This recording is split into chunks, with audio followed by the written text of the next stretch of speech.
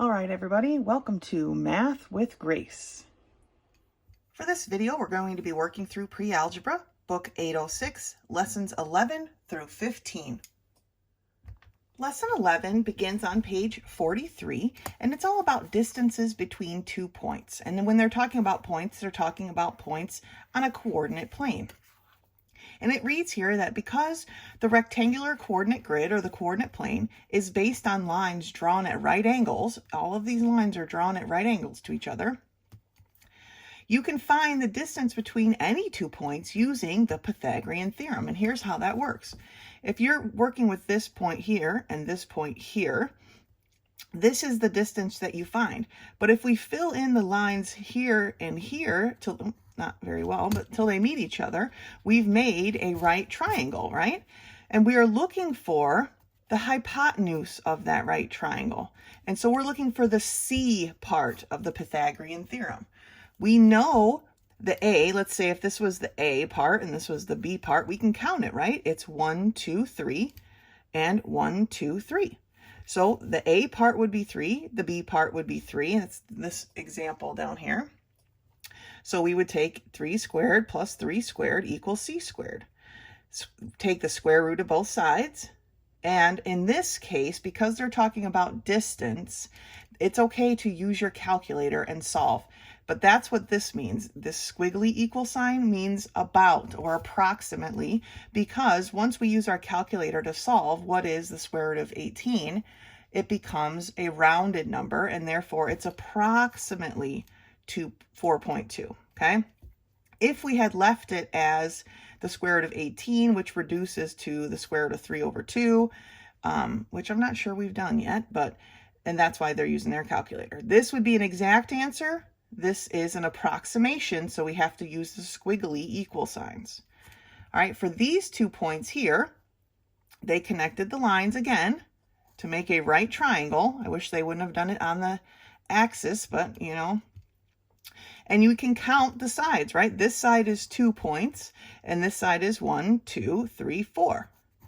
So we know that we're going to have 4 squared plus 2 squared equals C squared, which is our hypotenuse or our distance that we're trying to solve for. 16 plus 4 is C squared, 20 equals C squared, the square root of 20, and then they took the actual square root of 20 on their calculator to find 4.5. They rounded, which is why it's approximately 4.5. All right, now if you take the square root of something, if it happens to be a perfect root, then you can put an equal sign, an actual equal sign. But if you have to round, then it's an approximation. Let's take a look at some of these. All right, taking a look at page 44, lesson 11, book 806, we're going to look at problems 1 and 2. Now, I set up my coordinate planes really just for the space that I needed, but in your book, you already have a coordinate plane set up. I've just used it already, so here I have a fresh one. So looking at problem 1, my first point is at -2, 1. So the -2, remember, is always our x that comes first, then y. So we want to go back 2 and up 1. And that's our first point for number 1. Point number 2, we have -5, 7. So I'm going to go to the negative side 5, 1, 2, 3, 4, 5, and then up 7 because it's positive. 1, 2, 3, 4, 5, 6, 7. And I'm going to put my point. Now, the distance that I'm looking for is this, and I think in the book they've been using a dotted line for the distance, but I'm going to put a solid line because that's the one that I want. And then here I'm going to put a dotted line because I just want to finish out my triangle. So basically I am connecting these 2 points like this. If these lines continued, where would those 2 points connect? And that's right here. And this makes a 90-degree angle. So now we have enough information to use the Pythagorean theorem, which remember is a squared plus b squared equals c squared, to solve. We're looking for this. This is always going to be my c. And then you can just choose. This will be my a, this will be my b. Well, how big is my a for here? Well, it is 1, 2, 3, 4, 5, 6 blocks. Okay, and how big is my B? It is 1, 2, 3 blocks. So I have 6 squared plus 3 squared equals c squared. I don't know what my c is. That's what we're looking for. 6 squared is 36 plus 3 squared, which is 9, equals c squared. 36 plus 9 equals 45. Now, because my c is squared, when we're solving for c, we need that c by itself. To do the opposite of squaring, we take the square root. Okay, so I have c, the square root of c squared is c, is equal to the square root of 45. Now, they want you to bring it down farther. They want you to reduce farther. So, if you have your calculator handy, you would type in 45 and then find your square root button. Now, sometimes the calculator needs you to put the square root button first and then the number. On this calculator, I just push the square root button after I have the number in, and it gives me my answer. Now, our instructions read that they want us to round to the nearest tenth of a unit. So I have 6.70 because the hundredth of the unit is a 0. It's not going to change the 10th unit. So it's 6.7 is approximately equal to c. All right, this is where I use my squiggly lines because it's approximately that much. We had to round. You saw how many digits we had to cut off, okay? Let's look at number 2. Number 2 is the points 1, -4, and 8, -8. Let's start with the first point, is at +1, -4. So we're going to move to the right 1 and down 4. 1, 2, 3, 4. And the next point is at +8, -8. So I'm going to move to the right 8 and down 8. 1, 2, 3, 4, 5, 6, 7, 8. 1, 2, 3, 4, 5, 6, 7, 8. All right, those are my 2 points in which I want to find the distance. Because we're finding the distance between them, I like to draw a solid line. I think the book on the other page did a dotty line, but I like to draw a solid line, and then I use the dot lines to fill in my right triangle. Because those are the ones that don't actually exist, right? We're just using them to find our distance. So what is this vertical distance? Well, it's 1, 2, 3, 4 blocks, basically, right? And what about this horizontal distance? 1, 2, 3, 4, 5, 6, 7 blocks, basically. So those are our A and B. So we have 4 squared plus 7 squared is equal to c squared. This is our c, what we're looking for. Well, what is 4 squared? 16. Plus, what is 7 squared? 7 squared is 49, equals c squared. Now, we add them together. 16 plus 49 is 65. And then, because we need c by itself, we have to take the square root of both sides. Remember, what you do on one side of the equal sign, you have to do on the other. The square root of c squared is just c. So c equals the square root of 65. That is a true statement. But they want us to go a step farther. So again, on your calculator, put in 65, square root. They want us to round to the nearest tenth. So our 10th digit is a 0, but our 100th is a 6. Because it's bigger than 5, it's going to bump that 0 up a notch. So it becomes a 8.1 is approximately equal to c. All right, so these aren't too bad, right? We get to practice our Pythagorean theorem.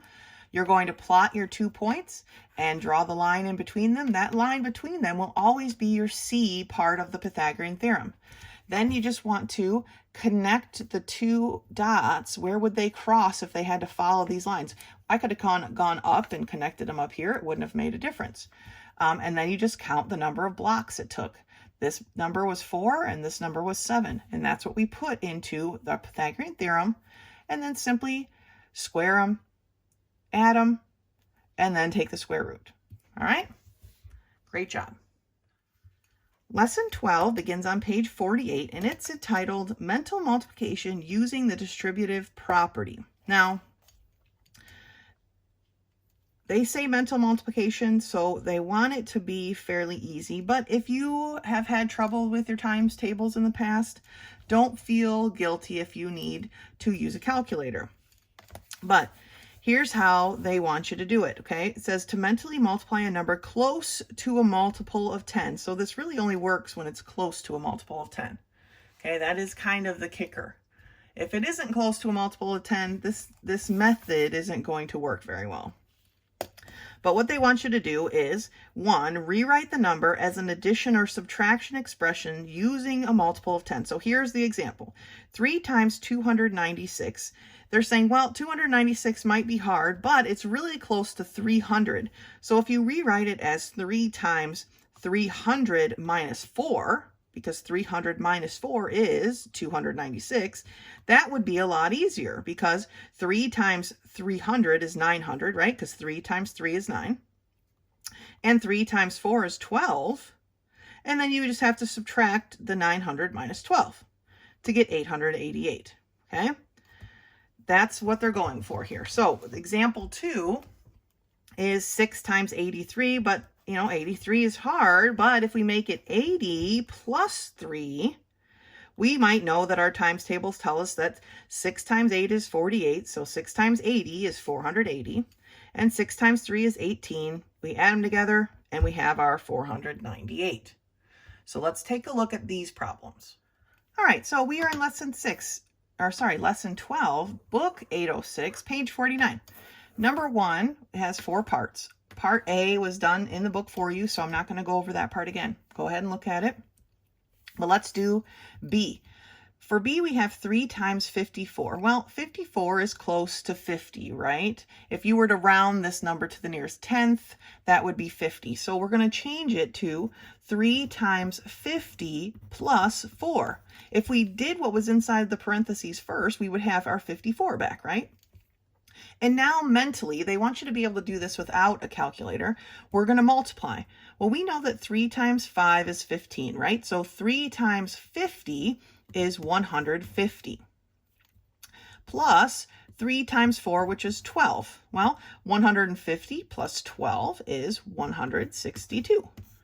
So we were able to quickly establish what 3 times 54 is without going, okay, 3 times 4 is 12. You got to carry the 1. 3 times 5 is 15. Add the 1, So they're trying to show you just an easier way. So let's look at C. Here we have 5 times 994. Well, first glance, you might want to think, well, 990 is fairly easy, close number, right? But for this one, what we want to do is take it up to 1,000. Because 990 times 5 is still a tricky number, right? But if we take it to 1,000, 1,000 times 5 is super easy. But what do we need to subtract to get back to this 994? We need to subtract 6, right? Because that's the difference between these two numbers. So now this is super easy, right? 5 times 1,000 is 5,000. 5 times -6, basically, or subtracting, is 30. So what is 5,000 minus 30? Well, it's 4,970, right? So we were able to get there maybe in a few easier steps. Let's look at D. For D, we have 8 times 208. This time we're going to move down to the 200, okay? So we have 8 times 200 plus 8. All right, so 8 times 200, or 8 times 2 is 16, right? So it's basically the 16 with these 2 zeros. Just like this was the 15 with the 1 extra 0, that's the same thing. 2 times 8 is 16, and we just chuck the 2 zeros down. And 8 times 8 is 64. So what's 1,600 plus 64 is 1,664. All right, let's take a look at number 2. So for number 2A, we have 4 times 52. So we're just going to drop it down to 50, our basic number, and say 4 times 50 plus 2. Okay, that's how we're going to break these things apart. 4 times 5 is 20, right? And then we add the extra 0. This 0 just comes down, okay? 4 times 2 is 8. So 200 plus 8 is 208. All right, you see the purpose here? They just want to have you be able to quickly multiply them in your head, because even though calculators are super fast, it actually takes longer for you to get your calculator out, punch in the digits, hit your equal sign, see your answer, right? It actually does take longer than to calculating it in your head. I'm sure you have learned in any type of science that the brain is a miraculous thing, and it works faster than any computer we've ever been able to create. So let's make sure we're using our brains here, all right? Now, this next problem, actually 2B, C, and D are all slightly different than the first ones. The first ones I set up fairly easy. Now we're getting into some that are slightly more complicated, but they are manageable. For part B, we have 6 times 480. Now in this case, because it's an 80 here, this is already a 10th, that's how we're going to break it off. So it's 6 times 400, right, plus 80. So our first step is to take 6 times 400. Well, 6 times 4 is 24, and we add the 2 zeros. Plus 6 times 8, which is 48, and we add that 0. So now we have 2,400 plus 480. Well, we have to add our 2 hundredths, right?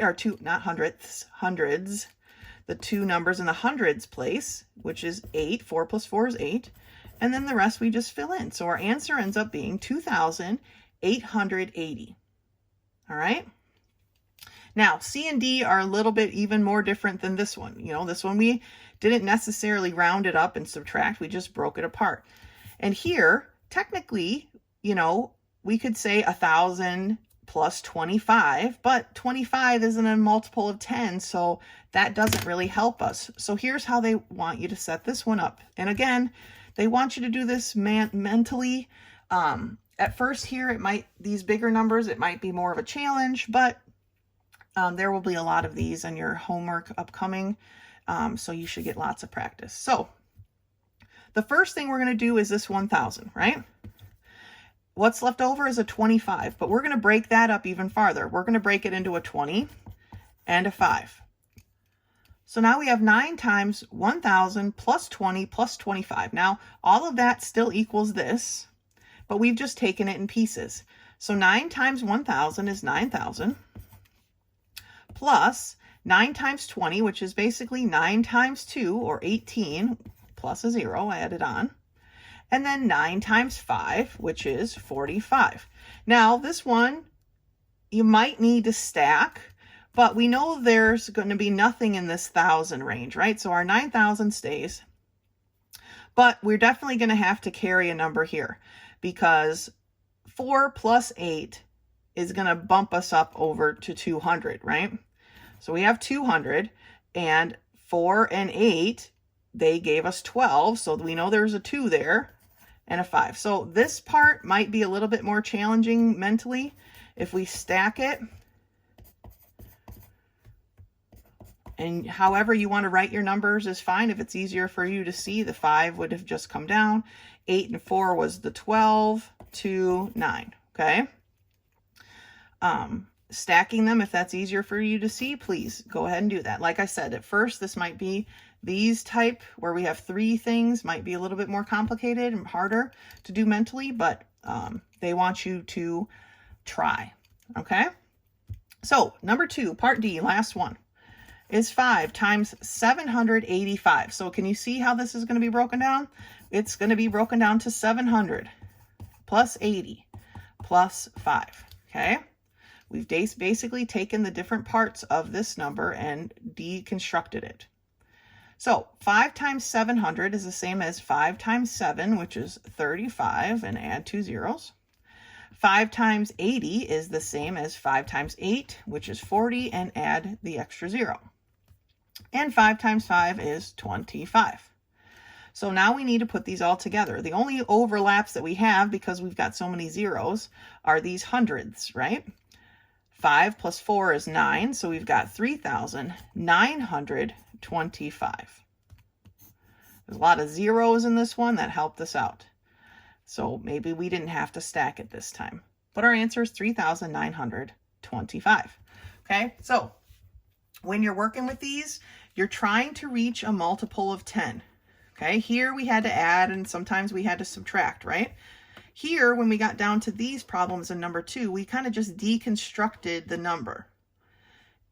1,025, okay? 785. We just kind of deconstructed it and then took our multiple by distribution, okay, distributive property to each part of what we deconstructed inside the parentheses, all right? I know these might seem weird at first, but you'll get lots of practice, guys. I'm pretty sure they'll be in your book till the end of the semester. Okay, that's lesson 12. Lesson 13 starts on page 53, and it's all about dividing numbers in scientific notation. Now, the instructions are on this page, and the examples are on the next page. I hate that so much, but there's only so much I can do because I didn't write this book, okay? So I'm going to read through the instructions, and then we will go and look at the examples once we've gone through them, because I can't do 2 pages at once. So they want us to, if you have scientific notation, scientific numbers you're trying to divide, right? You're going to rewrite the division problem as an algebraic fraction. So if it was originally written like this, okay, 2 sets of scientific numbers, you're going to write it as a fraction. And I, of course, wrote it backwards. By divided by x, okay? They want it as a fraction. Then you're going to group the numbers and powers together. We've done that already when we multiplied, so we know how to do step 2. And then we simplify our fraction. So let's turn the page and look at the examples. So for example 1, we had 4.2 times 10 to the 14th divided by 2 times 10 to the 5th. So first step was to rewrite it as a fraction, okay? The 4.2 over the 2, okay? 4.2 times 10 to the 14th divided by, when we read it, that's the line, divided by 2 times 10 to the 5th. The next step was to group it, just like we did when we multiplied, right? We kind of separated the whole numbers here from their 10 exponents, right? So we have the 4.2 divided by 2 times the 10s to the 14th power divided by the 10 to the 5th power. Then we do the math, right? 4.2 divided by 2 is 2.1. And 10 to the 14th power divided by 10 to the 5th power is the same as 10 to the 14 minus 5 power. Okay, remember when we divide bases with exponents, it is like subtraction. Well, 14 minus 5 is 9, so we end up with 10 to the 9th. And that's our final answer, okay? Let's look at the next example. 4.8 times 10 to the negative 6th divided by 3 times 10 to the negative 9th. Okay, they've set it up as a fraction. They separated the 2 parts. They divided. 4.8, this is perfect calculator time, divided by 3 is 1.6. 10 to the negative 6th divided by, means we're subtracting, right? 10 to the negative 9, we just have to make sure that we are subtracting a negative 9. So it's minus minus 9. And what happens when you have a minus minus? We plus. So negative 6 plus 9 is a positive 3. This one actually turns out to be a positive number, okay? 1.6 times 10 to the 3rd power. All right. So now that we've gone through the examples, let's take a look at some of these problems. So we're on lesson 13, page 54. Number 1 gives us 7.5 times 10 to the 13th divided by 5 times 10 to the 3rd. So our first step is to rewrite this as a fraction. So we have 7.5 times 10 to the 13th divided by 5 times 10 to the 3rd power. Now we want to regroup them, right? So we've got 7.5 divided by 5 times 10 to the 13th divided by 10 to the 3rd. And now we can solve these problems, right? Putting in your calculator, 7.5 divided by 5, we get 1.5, okay? Times 10 to the what? Well, We have got 10 to the 13 minus 3, or divided by 3. Remember, when we divide, it's like subtracting. They have like bases, but different exponents, so it's subtraction. Well, 13 minus 3 is 10. So our final answer is 1.5 times 10 to the 10th power. Okay, let's look at number 2.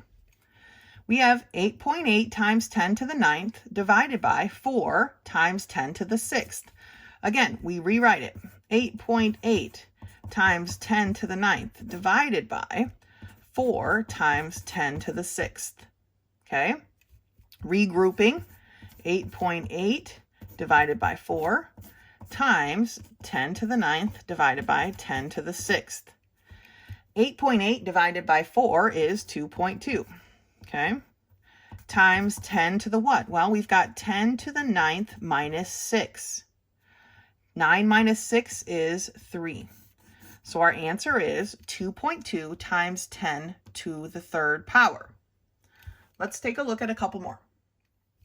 So for number 3, we have 6.8 times 10 to the 1 power divided by 2 times 10 to the negative 7. So we are going to write this as a fraction, right? 6.8 times 10 to the 1 divided by 2 times 10 to the negative 7. Now we regroup. 6.8 divided by 2 times 10 to the 1 divided by 10 to the negative 7. All right, 6.8 divided by 2 is 3.4. Times 10 to the what? Well, we have 10 to the 1 minus a negative 7. Minus minus becomes a plus, right? So we've got 1 plus 7, or 8. You've got to be careful when we're dividing by these negative exponents. Pretty much anytime you divide by a negative exponent, always, it's going to be a minus minus and end up at being an addition problem instead. So make sure you're being very careful with that. Let's look at number 4. We've got 9.3 times 10 to the negative 6 divided by 3 times 10 to the 4th. Okay, let's regroup it. 9.3 divided by 3 times 10 to the negative 6 divided by 10 to the 4th. All right, 9.3 divided by 3 is 3.1. Times 10 to the negative 6 minus 4. Okay, 10 to the negative 6 minus 4. Negative 6 goes down, minus 4 goes down even farther, so we end up with a negative 10. So our answer for that one is 3.1 times 10 to the negative 10. Now, I want you to do number 5 on your own. We've got over the 2 examples in the book and these 4 here. So go ahead and take a crack at number 5 on your own. But remember, when we're dividing, we rewrite it as a fraction. Okay, then we group our numbers and our exponent 10 exponentials together. Okay, and then we simply divide our numbers and get an answer. And then we divide our base 10s with exponents and we get that answer. Now, when we divide bases with exponents, it's the same as subtracting them. So in this case, it was 9 minus 6. We subtract the denominator exponent from the numerator exponent, okay? And we ended up with 10 to the 3rd power. Great job. Lesson 13. Lesson 14 begins on page 58, and it's about counting back change without a cash register. And while I find this skill to be extremely important, the way that they teach it is extremely horrible. So we are not doing lesson 14. Anytime you see this chart right here, you may cross it out because we're not doing it, and I won't be counting it as points on your quizzes or your tests. All right? So let's move on to lesson 15. Lesson 15 starts on page 62, and it's about measuring electricity, or kilowatt hours.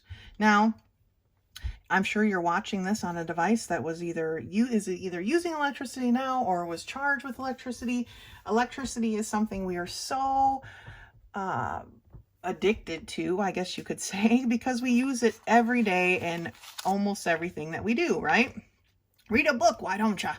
but you still need light to do that in the evening, don't we? So electricity has become very important to us. So of course, we have ways of finding out how much electricity we're actually using. Well, to do that, to find kilowatt hours, you multiply the number of watts that you use by the number of hours you were using them, and then you divide by 1,000. So to find the kilowatt hours used by a 100 watt light bulb for 36 hours, you would take 100 watts times 36 and divide that by 100, or 1,000, I'm sorry. So the numerator ends up to be 3,600. We divide it by 1,000 and we get 3.6 kilowatt hours. Now, how that works is the electric company takes those kilowatt hours and it multiplies it by some, it seems like random number, and gives you your bill, right? But in our problems, they're going to tell us what is the cost if this is how much it costs per kilowatt hour. Well, if we used here, let's just go through this whole new problem because it doesn't actually solve it for this. So Colleen and Frida are leaving for 6 days and want to leave some lights on so it does not appear, their house doesn't seem like it's empty. So how much is it going to cost them to leave on a 100 watt light bulb in the living room and a 60 watt light bulb in the bedroom for 5.5 days? Now for this problem, because we're dealing in kilowatt hours, not kilowatt days, we have to change this 5.5 days to hours. And 5.5 days times 24 hours, because there are 24 hours in a day, tells us this light will be on for 132 hours. Now, we can add the wattages together and have 160 watts times the 132 hours divided by 1,000, and that gives us 21.12 kilowatt hours. Okay, so that was how many kilowatt hours we're using. Now, how much will it cost them? We simply multiply that by this. Now, you can leave it as dollars. They changed it over to cents. Okay, this is the same thing. This $0.0755 is the same as 7.75 cents. Okay, they just changed it over to cents, but then they had to change it right back to dollars. So that seems kind of like a wasted step. Had you just put in here 0.0775 times 21.12, you still would have gotten this. Okay, same answer, just you wouldn't have had to change it to cents and then back to dollars. It doesn't seem like a good idea. Seems like a waste of time. Doesn't make any sense. But on ching. Okay, number 1. Tim installed a dusk to dawn light in the customer parking area. These are my least favorite kind of lights. I don't know what kind of town you guys live in, but these are bright and they keep me up at night. I don't like dusk to dawn lights, but I get it in the town, street lamps and those types of things. So first they want to know how many kilowatt hours does the 170 watt mercury vapor light, none of that's important other than the 175 watts, use in 1 month if it's on for an average of 9 hours a night. So consider a month to be 30 days, all right? 30 days and of 9 hours a night. So we have to take our 9 hours times our 30 days to give us our total hours. All right, we need to solve how many hours was this light on. Well, 9 times 3 is 27, so it's 270 hours. All right, I'll write it like this. 270 hours this light bulb was running. Now we can actually solve for our kilowatt hours. We need hours to do that. The wattage is 175 watts times 270 hours all over 1,000. Okay, I'm going to pull out my calculator here and let's do this on the calculator. I don't know if you can see it where it's at, but let's see here. So we have 175 watts times 270 hours equals 47,250 divided by 1,000 equals, so we've used 47.25 kilowatt hours. That's how much electricity is used to run this light for 30 days, 9 hours a day, or a night, doesn't matter. Now, at 8.6 cents per kilowatt hour, how much does it cost to operate this each month? So this is 1 month's worth of operation. So we take 47.25 times 8.6 cents. And what does that give us? Well, I cleared it already, shame on me. But I've got 47.25 times 8.6 equals 406.35 cents. Okay, here's where we need to make sure we're being careful. This was cents, so our answer is going to be in cents. But we don't normally talk about, oh, you owe me 406 cents, 0.35. Okay, we don't normally talk like that. So we need to change it to dollars. And we do that by moving our decimal 2 places to the left. So it's $4. And I'm going to take a look at my 6. It's going to be rounded by a 3, which isn't over 5, so it's just going to stay. $4.06 is how much it costs to run this lamp each month. Okay? So we had to change our month, right, into hours. 9 hours a day for 30 days gave us 270 hours. We multiplied that by the wattage of our bulb and divided by 1,000. That's how we got our kilowatt hours. To get the cost, we just multiplied the hours by the cost and got it either in dollars or cents. Okay, this time it needed to be dollars because that's what it was. So the top of page 63, let's look at number 15. Okay, a high pressure sodium light provides the same amount of light as a 170 watt mercury vapor light, but uses only 70 watts. So be careful what we're talking about here. Okay, this is the mercury vapor. This is the sodium light. Okay. How many kilowatt hours would the 70 watt light use in 30 days at an average of 9 hours per night? So again, we've got 30 days times 9 hours gave us 270 hours, right? Same as the last problem. Except this time it's a 70 watt bulb. So 70 times 270 divided by 1,000 is what? Or 1,000 is what? Well, 70 times 270 equals 18,900 divided by 1,000 equals.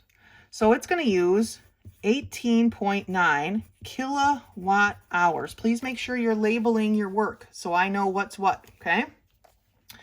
At 8.6 cents per kilowatt hour, how much does it cost to operate this light for 30 days? Well, again, it's 18.9 times 8.6 cents. I mark it real big because I want to remind myself that we are dealing with cents. Okay, so times 8.6 cents gives me 162.54 cents. I need to make this into dollars. We don't deal with you owe me 162.54 cents, right? If the bill came like that, I'd be like, what are you talking about, fools? All right, so we move our decimal 2 places to the left. We are rounding our 2 based on our 5 this time, and it's going to cause our 2 to go up a notch, right?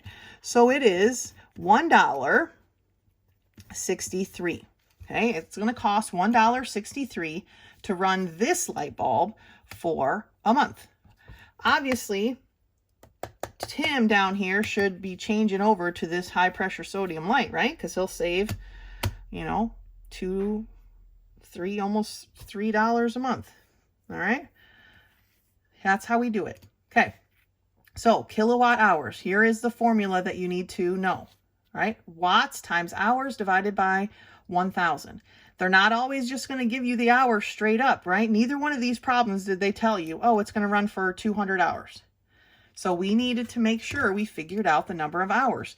30 days at 9 hours a day gave us 270 hours. We substituted that into our formula, times by our wattage, divided by 1,000, gave us our kilowatt hours. Okay, to find out the cost, we took the kilowatt hours and multiplied it by the dollar amount that they gave us. This time they gave us cents, 8.6 cents. That gave us a fairly large number. We needed to change that over to dollars though, because when people get a bill, they don't deal with cents. Okay, it's just not how things work. So we needed to change that cents over to dollars. And we got $1.63. All right, that's lesson 15. That's it for this book, and that's it for this video. If you have questions come up, you know how to reach me, or you can join me in my office hours. Otherwise, until next time.